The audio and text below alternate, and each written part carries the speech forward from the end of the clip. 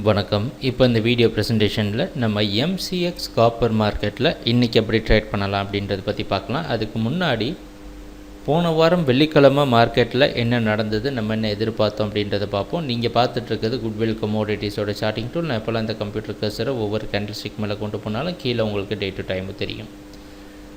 நீங்கள் பார்த்துட்ருக்க இந்த குட்டி வெள்ளை கலர் கேண்டில்ஸ்டிக் தான் போன வாரம் வெள்ளிக்கிழமை மார்க்கெட்டில் ப்ரைஸ் ஓப்பன் ஆனது. 6406 பக்கமாக காப்பர் மார்க்கெட் ஓப்பன் ஆகிருக்கு.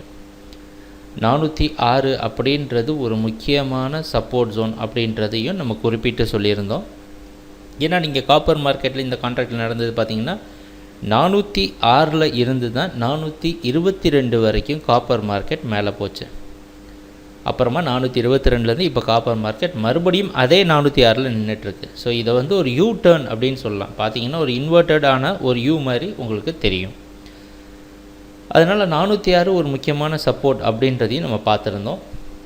சரி, ப்ரைஸ் ஓப்பன் ஆனதுக்கப்புறம் என்ன நடந்துச்சுன்னு பார்ப்போம். ஆனால் நம்ம எதிர்பார்த்ததுன்னா 412 வரைக்கும் மார்க்கெட் செல்லிங்க்கு சாதகமாக இருக்குன்றதை நம்ம எதிர்பார்த்தோம். அந்த அடிப்படையில் 406 தொடர்ந்து சப்போர்ட் எடுத்துகிட்டு இருந்த சமயத்தில் நம்ம குட்விலோட சார்ட்டிங் டூல் பையிங்க்கு சாதகமாக இருக்க மாதிரி சிக்னல் கொடுத்துருக்கு.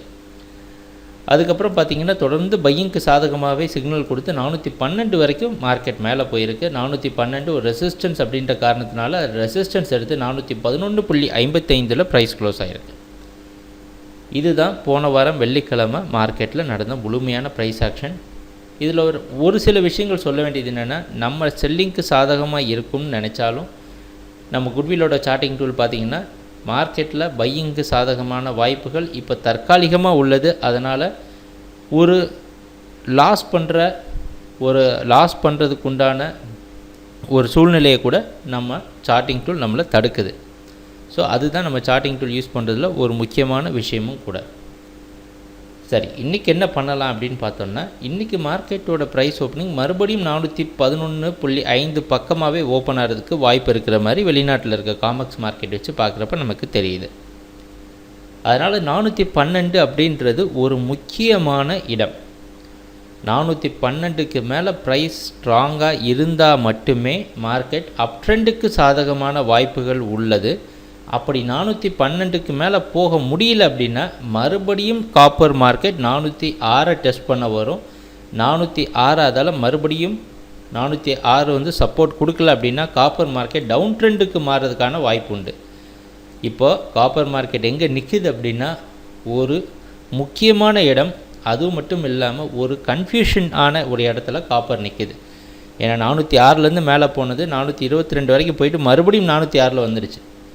உண்மையாகவே காப்பர் மார்க்கெட்டில் பையிங்க்கு சாதகமான வாய்ப்புகள் நிறைய இருந்ததுன்னா அது ஃபாலோ ஆகிறப்ப 412 இந்த இடத்துல சப்போர்ட் எடுத்து மார்க்கெட் இங்கே நின்று இருக்கும். ஆனால் அது நிற்கலை. ஸோ அதனால் இந்த இடம் கொஞ்சம் கஷ்டமான இடமா இருக்கும். அது மட்டும் இல்லை, இந்த இடம் மிகப்பெரிய ஒரு பொட்டென்ஷியலான ப்ராஃபிட் பண்ணுறதுக்கான வாய்ப்புள்ள இடமாகவும் அமைகிறதுக்கு வாய்ப்புண்டு. அதனால் 2 விதமாக பிரிச்சிருக்கிறோம்.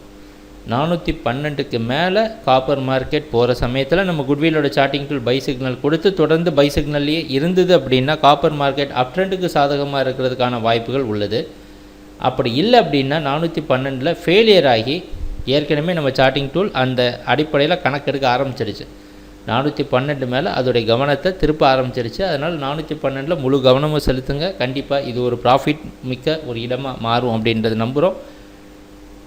ஸோ தொடர்ந்து நம்ம ட்ரேடிங் நடக்கிறப்போ பார்ப்போம் என்னென்ன மாற்றங்கள் நடக்குதுன்னு. எங்கள் வீடியோ ப்ரெசன்டேஷனை கன்னியூஸாக பார்த்துட்டு வந்ததுக்கு மிக்க நன்றி, மகிழ்ச்சி, வணக்கம்.